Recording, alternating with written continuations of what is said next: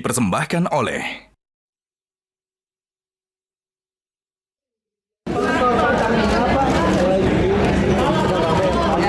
lagi diurus semua. Oke. Kita bersihkan, kita tegakkan, kita akan dan boleh dan pokoknya membela. Baik pemirsa, kembali lagi di Kontroversi. Bagi Anda yang baru bergabung, kami akan paparkan sebetulnya bagaimana sih modus yang disebut korupsi tata kelola minyak mentah dan kilang dari PT Pertamina Subholding dan juga KKKS. Modus yang dipaparkan oleh Kejaksaan Agung, kita lihat setidaknya kami merangkum ada 3. Yang pertama adalah mengatur kebijakan produksi minyak kilang.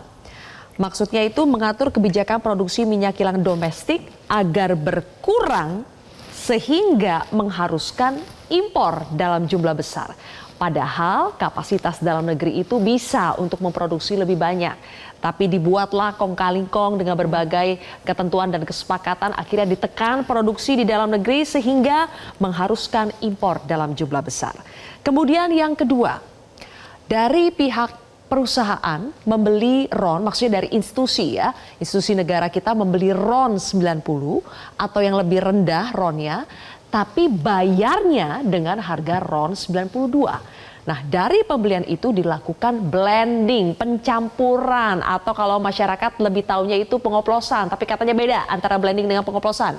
Di blending katanya di depo untuk menjadi RON 92. Intinya speknya itu sebetulnya bukan RON 92. Kemudian yang ketiga ada markup, penggelembungan di situ. Pengadaan impor minyak mentah harusnya harga yang dibayarkan lebih murah, tapi ini digelembungkan harganya sehingga kita negara harus bayar lebih mahal sebesar 13-15%. Kurang lebih ini adalah 3 modus yang dilakukan oleh para tersangka terkait dengan kasus mega korupsi tata kelola minyak mentah ini. Nah, Mbak Yenti, kalau yang paling dirugikan adalah masyarakat karena mereka menerima atau membayar BBM yang tidak sesuai dengan speknya, yang tidak sesuai dengan mereka bayarkan, apa yang bisa dilakukan masyarakat? Ya gini ya, satu tadi disampaikan oleh Kejaksaan Agung kerugian negara, nanti keuangan negara, perekonomian negara kita lihat nanti, tapi kerugian negara. Nah sekarang kita bicara negara itu rakyat atau bukan, itu juga kadang-kadang dipisahkan. Nah tapi ini ada yang betul-betul menusuk ke jantung rakyat ya, karena dia langsung gitu kan. Langsung. Nah, kalau kita mempunyai satu mekanisme yang namanya class action ya. Class action itu biasa kan kalau rame-rame itu bersamaan di atas nama rakyat lah ya.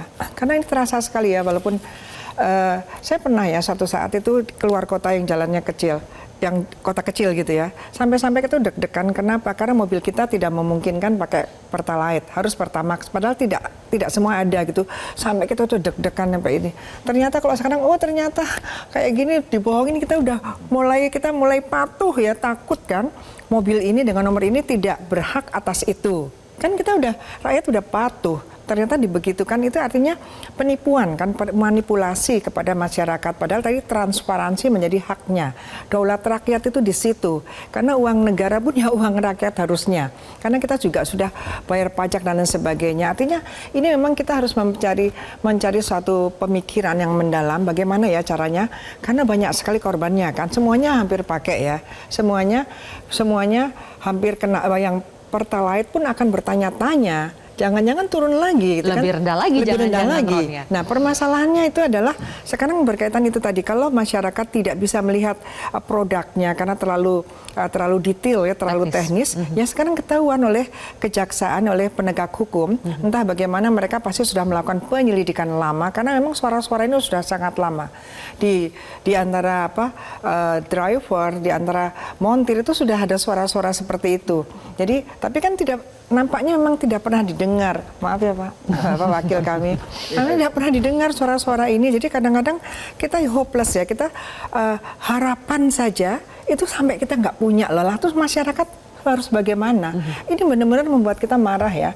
Kok seperti ini korupsinya sampai-sampai kita kehilangan demokratisasi, kita kehilangan kita akan dijanjikan yang lebih sejahtera, malah tidak ada kemiskinan semakin banyak kan. Oke, Dan baik. ketidakpercayaan itu adalah hilangnya satu harapan dari masyarakat. Ya, sekarang timbul krisis kepercayaan terhadap negara lah, bisa dibilang seperti harus itu. ditelusuri ya. Untuk ini sekarang kita bicara juga pada para pelaku itu yang sudah 5 tahun. Oke. Berharap pada kejaksaan harus langsung cari dengan TPPU-nya agar kita tidak bengong aja hanya penjara, tapi uang itu kemana? Ya, nanti kita akan bahas soal TPPU keahliannya Mbak Yenti. Tapi Mbak Niti, tadi Anda mengatakan bahwa selama ini sudah ada aduan dari masyarakat, tapi mereka tidak punya bukti. Nah sekarang dengan mencuatnya kasus ini, berarti kan kita anggap bahwa Kejaksaan Agung sudah punya buktinya. Apakah itu bisa dilinearkan kalau misalnya ada masyarakat yang ingin mengajukan gugatan proses hukum class action? Apakah itu bisa dijadikan bukti oleh masyarakat? Bisa juga. Jadi konsumen itu juga bisa bergerak bersama-sama untuk melakukan gugatan class action. Tapi memang kita menunggu pernyataan resmi dulu gitu, jangan gegabah gitu, karena kita belum pasti apakah ini penyimpangan atau tidak gitu. Sebenarnya YLKI itu sudah beberapa kali berkomunikasi dengan Pertamina gitu, karena beberapa kali YLKI juga membuat kerjasama untuk diskusi sosialisasi untuk program Pertamax ataupun program Langit Biru ke masyarakat. Ya, pernyataan dari Pertamina memang ya sesuai dengan apa yang mereka sampaikan di masyarakat. Jadi sebenarnya aduan dari masyarakat itu kita diskusikan juga kepada Pertamina, tapi memang pernyataannya seperti itu dan kita juga tidak memiliki bukti. Yang bisa YLKI lakukan sebenarnya adalah melakukan diskusi. Tapi memang pernyataan tersebut seharusnya memang dari Pertamina sendiri yang memberikan pembuktian secara jelas dan transparan kepada masyarakat. Kalaupun nanti masyarakat ingin melakukan gugatan class action, itu bisa dilakukan secara bersama-sama dengan adanya koordinator. Sebenarnya YLKI pun juga beberapa kali berpengalaman untuk melakukan gugatan class action ini. Oke. Gitu.